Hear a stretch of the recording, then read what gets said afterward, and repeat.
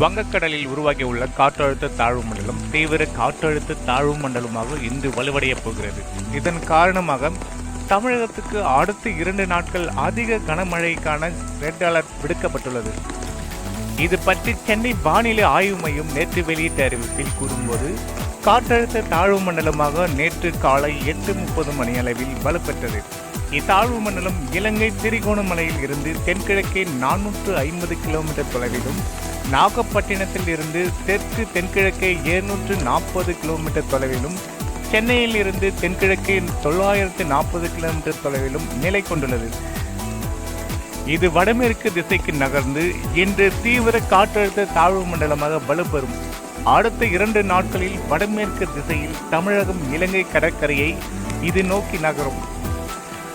இதன் காரணமாக இன்று காவிரி டெல்டா மாவட்டங்கள், புதுச்சேரியின் காரைக்கால் பகுதிகளில் ஓரிரு இடங்களில் அதி கனமழையும், ஒரு சில இடங்களில் கனமழை முதல் மிக கனமழையும் பெய்யும் வாய்ப்புள்ளது. அதேபோல் நாளை கடலூர், மயிலாடுதுறை மாவட்டங்கள், காரைக்கால் பகுதிகளில் ஓரிரு இடங்களில் அதி கனமழையும், ஒரு சில இடங்களில் கனமழை முதல் மிக கனமழையும் பெய்ய வாய்ப்புகள் இருக்கிறது. அதி கனமழை எச்சரிக்கை விடுக்கப்பட்டுள்ள மாவட்டங்களுக்கு ரெட் அலர்ட் விடுக்கப்பட்டுள்ளது. அதே நேரம் இன்று விழுப்புரம், கடலூர், அரியலூர், தஞ்சாவூர், புதுக்கோட்டை, சிவகங்கை மாவட்டங்கள், புதுச்சேரியில் ஓரிரு இடங்களில் கனமழை முதல் மிக கனமழைக்கு வாய்ப்பு இருக்கிறது.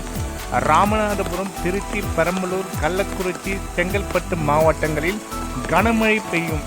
நாளை அரியலூர், திருவாரூர், நாகப்பட்டினம், தஞ்சாவூர், புதுக்கோட்டை, விழுப்புரம் மாவட்டங்கள், புதுச்சேரியில் ஓரிரு இடங்களில் கனமழை முதல் மிக கனமழையும், ராமநாதபுரம், சிவகங்கை, திருச்சி, பெரம்பலூர், கள்ளக்குறிச்சி, செங்கல்பட்டு, சென்னை மற்றும் காஞ்சிபுரம் மாவட்டங்களில் கனமழைக்கு வாய்ப்பு இருக்கிறது என்று சென்னை வானிலை ஆய்வு மையம் தெரிவித்துள்ளது.